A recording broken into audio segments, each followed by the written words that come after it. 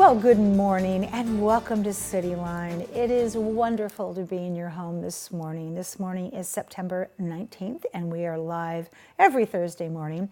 We have a great hour ahead of us. Later on, we'll be talking to Brian Flint, who is the new Executive Director of Sound Outreach.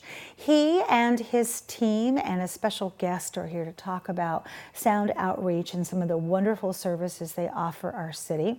And then we'll be speaking with Nisqually Watershed Festival. I love this festival, and if you are somebody who just revels in the beauty of our state, you definitely want to take notes about the Nisqually Watershed Festival. Tacoma Little Theater is here. I drove by the other night. There was a line down the block because their season opener is hitting it out of the park. I don't want to give it away, so you definitely want to hang in there for that segment. And then with me right now are two wonderful individuals who are here to talk about the Heart and Stroke Walk. It's that time of year again, and actually it's that time of year every single day. It's that time of year, so please join me in welcoming Ashley Burgado. You are this should be in a huge neon sign, a heart defect survivor. Welcome, Ashley. Thank you very much. I am so glad that you are here as opposed to not here. Yes. Thank you for being here.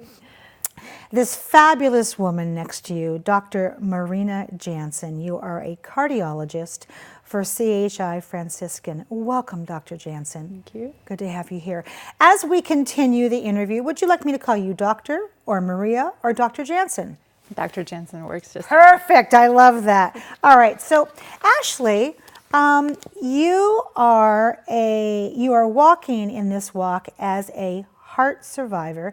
We have some pictures that we want to show about your life and what you do in your spare times. Let's go ahead and show those pictures, and we're going to talk about this. Yeah. Okay. So here we are. Look at this backpack. How much does the backpack weigh? It felt like 100 pounds, but I think it was about maybe 45 to 50. That is incredible. So you are somebody who is very active. I mean, I have to tell you, here you are snowboarding. So you are somebody who is active, you live life, you keep yourself going with all kinds of physical activity. Yeah. You don't look like, nor do those activities look like somebody who is a heart survivor. So let's talk about your experience. What happened? Yeah, when I was 13 years old, I was going in for a physical to play soccer. And they said, oh, you have a heart murmur. It's very prominent today. Let's get you checked out. And so I got an echo and an EKG, and my mother was with me. And next thing you know, it went from 15-minute doctor visit to like a 2.5-hour, 3-hour doctor visit. And they told my mom that my right coronary artery was crossing my left. That way when I exert myself, there'd be no blood flow going to the heart, therefore causing a heart attack or something bad to happen. So they said, Ashley needs to have open heart surgery. And so after that, it was really fast. Within a month, I had my open heart surgery. And it felt like forever recovering, but I was in the hospital only maybe for a week and a half to 2 weeks. And my doctors actually told me, stay active. You need to not sit around the house. You need to be healthy, walk around. And I would practice literally walking to the mailbox and back because that's all my mother would let me do. I bet. She was very strict with anything. She barely let me carry my own cereal bowl to the to the table. I would have been the same way. Yes, yeah, very, very protective. And after that, things got better. I was able to be active without any worry. I have doctor visits yearly to do a stress test to make sure my heart's still pumping the way it's supposed to be. And I had when I was 22, I had a minor heart attack. And after that, they took out my wires. And what that was is when they first cut you open, they cut your sternum open. And when they put it back together, they have to wrap it around there. And they told me that it was causing inflammation in there. And so I had another surgery to take those out. And since then, I've been carefree and can live my life. Ashley, you are a poster child for the Heart and Stroke Walk, but you are also a walking miracle. I mean, I am sitting here listening to you as an interviewer, but also as a mother. And if my daughter had gone in for her physical at the age of 13, which she had those for school sports, and we would have received that news, I don't know what I would have done besides do what your mom did, not let you lift a finger that you weren't supposed to. But my goodness, here you are, the picture of health, active, in your prime in terms of what we know about teenage health and energy. And this comes up, and then in your 20s, you have a heart attack. And I look at you now, and those are not experiences or adjectives I would prescribe or describe you as. Oh my gosh, you are just incredible. Dr. Jansen, there is so much hyperbolic around the symptoms of stroke and heart disease. Right. How common are heart defects like this in our young Ashley? Well, in general, heart defects are not common, and about the number sounds large, but about 40,000 newborns or infants every year have some kind of heart defect. But that particular one that Ashley had, the incidence of that one is very low. It's very rare. It's way under 1% chance of happening.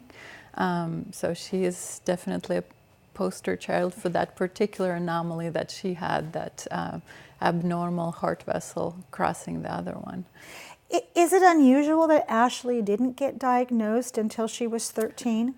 No, it is not unusual. A lot of times, if it is not severe enough defect where, the child is born and it's blue and something is wrong with the heart, we don't frequently, up until their teenage years, we may not diagnose them with anything until they come in with some nonspecific symptoms like short of breath or chest pain or palpitations, or something scarier like fainting spells. And even then, the doctors look for a common thing that can cause shortness of breath. They get treated for allergies and asthma and something so in the on. lungs. Right. But if we get some clue, like for Ashley, there was a heart murmur. Mm-hmm. A 13-year-old shouldn't have. No. There are certain heart murmurs that are normal for kids and adults, but Not like obviously Ashley's. not like Ashley's. Yeah, absolutely. So then you get more tests and you get diagnosed, but it's not uncommon to miss it. So Ashley, when we think about the Heart and Stroke Walk, and we have some pictures coming up here we're going to show, first off, what are you looking forward to? Because you live this life, so it's got to be something really fabulous for you to participate in it. Yeah, I'm very excited this year because my branch manager, Kyle, he, where I work with it, which is Columbia Bank, he made us a deal. He said, if you can raise over $2,000, I will shave my head. Oh my goodness. Oh, I love this. He has great hair too. I said, okay, Game's you're on. on. Yeah, and then so got my team together, and I was like, what are we gonna do? We got 2 pet fish, and in my branch, we had people donate to name our fish. And we had one donor, he said, what would it take to have the naming rights of this fish? I said, $1,000. He said, okay. I was like, There it was. oh my gosh, yes. So I was so excited. And so next thing you know, it just started adding up, 1,500, 1,800, and it got a little over 2,000. And Yay. so it was so exciting. And so at the tailgate party we're going to have at the Heart Walk event, we'll be shaving his head. His head. Yes. There we go. Is this your first year being a part of the Heart and Stroke Walk? No, this will be my second year. Oh my gosh, Yes. wow, Yeah. okay. So, and Why is it important to you? May seem like just an obvious question, but I think that may change every single year. So this year, why is it important? Yeah, there's a couple things. First one, I want to show you guys something. Yes, show me the T-shirt. Let's hold this. Yeah, you get a Oh, T-shirt. and the beat goes Yeah, on. Thank you. You don't even remember Sonny and Cher, do you? You're too young for that. Yes. If you get over $100 or more in donations, you get a free shirt American Heart Association provides. I think that every year it's so important because to raise this awareness is the first crucial step in taking that step in finding the research to get earlier diagnoses for things like my heart defect or stroke or anything like that. It's just so important. It's all part of the solution. It is, yeah. We have less than 2 minutes. Dr. Jansen, there's a couple questions I have for you. How much of this can be prevented? Heart disease, cardiovascular disease is still #1 killer in the United States, but majority of this can be prevented. Yes. Obviously, cases like Ashley's are there and cannot be prevented. They are congenital, but majority of heart disease can be prevented by exercising, healthy diet, avoiding smoking, and participate in Heart Walk like we are going to do. How do the funds that are raised through the Heart and Stroke Walk help people in our community? American Heart Association donates millions in grant research to find new novel treatments and diagnostic techniques for heart problems like always that. On the cutting edge. It's always on the cutting edge. Ashley, we have some thank yous in this last 30 seconds. Who do we need to thank? We need to thank the chair, Hadley Robbins, my CEO, president of Columbia Bank, and our top sponsors for American Heart Association, CHI Franciscan, Multicare Pulse Heart Institute, and Columbia Bank. I want to say thank you to both of you because both of you are just beautiful examples of the bookends around the Heart and Stroke Walk. You as a survivor, every single day living your truth, keeping yourself healthy, sharing your story with us, and you, my dear, on the front line, educating people, performing surgery, and giving them the second chance they need to have a better heart in this life. So thank you, both of you, so much for being here today.